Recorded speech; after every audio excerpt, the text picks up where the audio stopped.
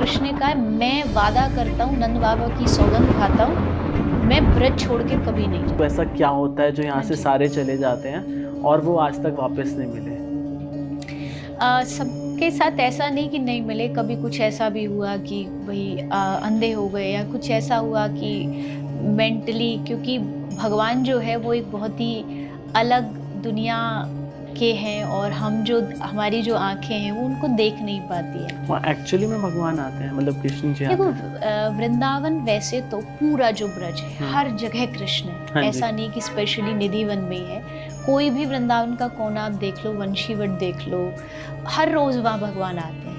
Specially Nidhivan थोड़ा और ज्यादा प्रसिद्ध इसलिए हो गया क्योंकि बिहारी जी वहाँ से प्रकट हुए हैं। स्वामी ओके। शहरदास जी ने वहीं से बिहारी जी को प्रकट किया था, निधिवन से, हुँ। वहीं से मूर्ति निकली है। तो निधिवन में थोड़ा इस तरीके से माना जाता है, वहाँ के लोग भी, आसपास बहुत सारे घर हैं, उन्होंने अपने घर की पूरी खिड़कियों को बंद कर रखा है, पैक कर रखा है कि रात्रि को हम यहाँ इधर, क्योंकि खुली रहेंगी तो कभी नजर जाएगी, कुछ ऐसा हो ना जाए।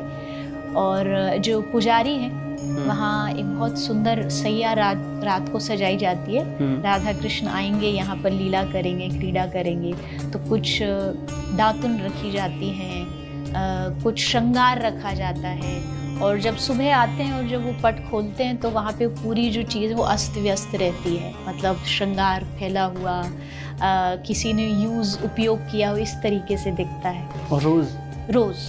तो इसका मतलब है कि हाँ, भगवान वृंदावन में आते हैं और ये कोई बड़ी बात नहीं है क्योंकि वृंदावन में है कृष्ण, और तो वो लीला तो करेंगे ही करेंगे। हाँ, उसको देखने के लिए थोड़ा सा कोई उतना भक्ति में पहुंचा हुआ होगा तो वो तो झेल पाएगा। इतना एक साथ किसी को इतना वोल्टेज का करंट लग जाए तो पागल हो जाएगा, वही होता है, इसलिए वहाँ जाने से मना करते हैं। और ऐसा भी कहते हैं रात को बानर, चींटी, जो भी पशु, छोटे मोटे पशु पक्षी होते हैं, वो सब बाहर आ जाते हैं कि हम यहाँ देखने के सामर्थ्य में नहीं। तो ये घटना एकदम सही है, मतलब इसमें कोई एक्स्ट्रा किसी ने लगा के बना दिया ऐसा नहीं है।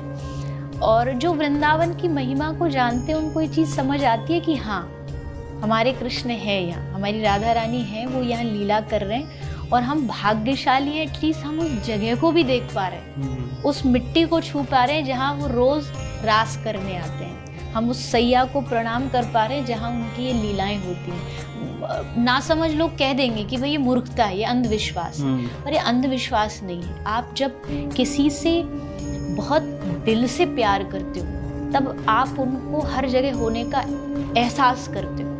अगर ये लीला नहीं भी हो, चलो वहाँ श्रृंगार ना भी बिखरा हुआ मिले, तो भी हमको पता है कि वहाँ लीला तो रोज होती है, वहाँ कृष्ण है। कृष्ण ने कहा है, कृष्ण ने नंद बाबा के सामने खड़े होके सौगंध ली है। आज भी एक पत्थर है ब्रज में, उसको सौगंधनी शिला बोलते हैं। उस पत्थर पे खड़े होके कृष्ण ने कहा मैं वादा करता हूँ, नंद बाबा की सौगंध खाता हूँ, मैं ब्रज छोड़ के कभी नहीं जाऊंगा। तो जब इतनी बड़ी सौगंध कृष्ण ने खाई है तो इसका मतलब वो जा ही नहीं सकते, वो ब्रज भूमि, वृंदावन, निधिवन, सेवा कुंज ये कभी छोड़ ही नहीं सकते। तो रात्रि को तो नहीं, पर दिन में तो सबको जाना चाहिए और उस जगह के दर्शन करके आने चाहिए, उसका अनुभव करके आना चाहिए कि असल में ये वृंदावन है।